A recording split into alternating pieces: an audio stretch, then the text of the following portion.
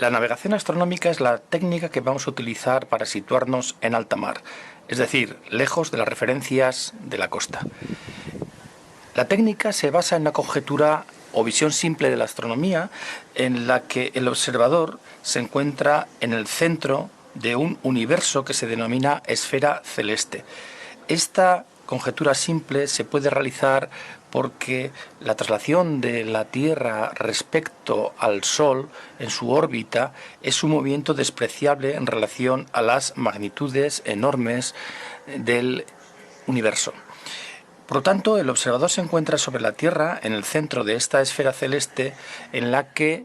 digamos, están representados todos los astros visibles, es decir, las estrellas, los planetas y el satélite de la Tierra, es decir, la Luna. La técnica se basa fundamentalmente en el conocimiento de la astronomía y en las observaciones realizadas desde los observatorios hidrográficos desde hace ya varios siglos, y también, como no, en la capacidad o la posibilidad de medir el tiempo con precisión, algo que es verdaderamente imprescindible para tener precisión en la aplicación de la técnica. Una vez centrados en esta conjetura sencilla, podemos suponer que el observador en la Tierra y a lo largo del tiempo se encuentra dentro de esta bóveda, que a su vez tiene también un polo norte y un polo sur,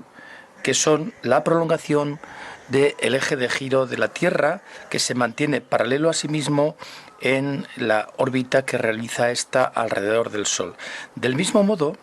la proyección del ecuador de la Tierra sobre esta bóveda celeste daría como resultado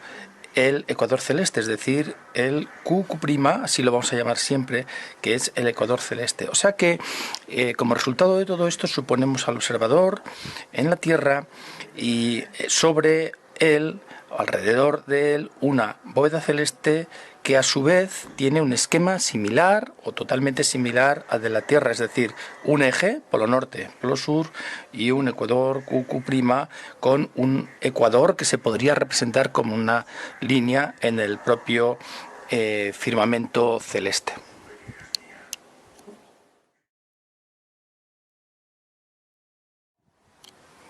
Visto de otro modo, el observador se encuentra sobre la superficie del mar, observando la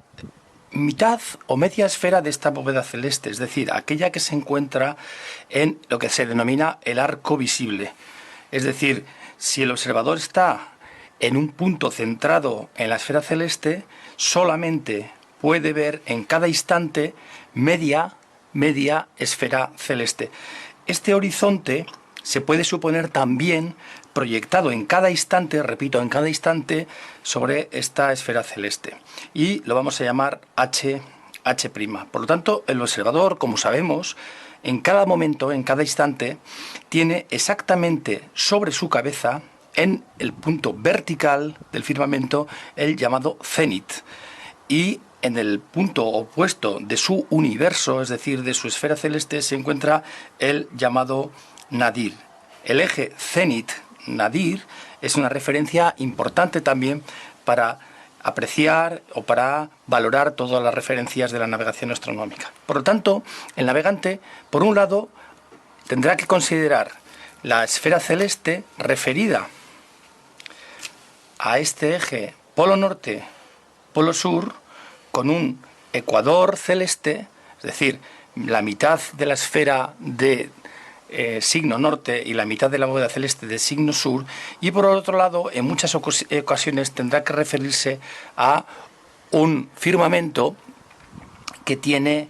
el arco visible, digamos, o la bóveda visible de cada instante, en cada momento, sobre el horizonte H', con un punto que es el cenit sobre su cabeza y el nadir en el extremo opuesto.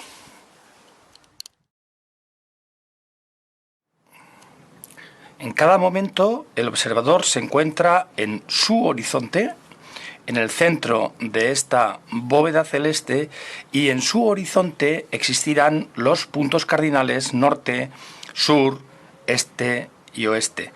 En su vertical se encuentra el cenit y en la bóveda visible de la esfera celeste existirá el polo elevado, es decir, solamente uno de los dos polos se encontrará sobre el horizonte, el polo norte en este caso, o en otros casos el polo sur. De manera totalmente similar a como situamos un punto sobre la esfera terrestre, podemos situar en cada instante un astro en la esfera celeste. Recordemos que esta esfera celeste tiene a su vez un eje polo norte, polo sur, un eje de giro,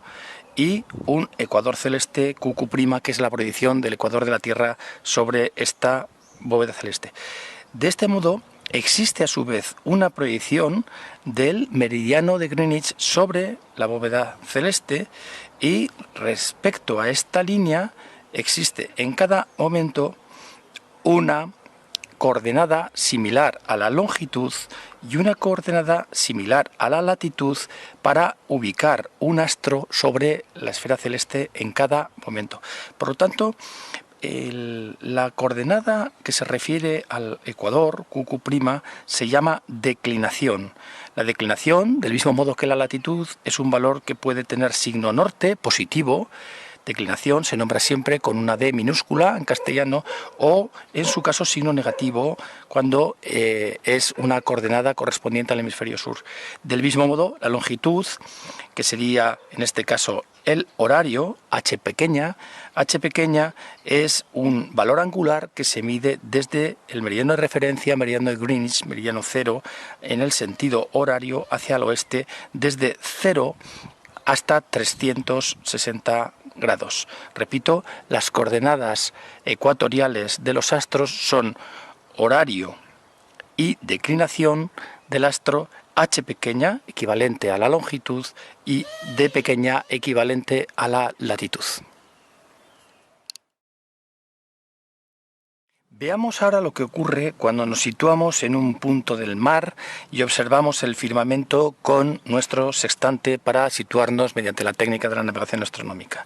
Nos encontramos en un punto, como ya hemos dicho antes, este sería nuestro horizonte visible, que divide la esfera celeste en una bóveda visible y una bóveda no visible en un momento determinado. Si observamos un astro, por ejemplo, el astro que se encuentra en el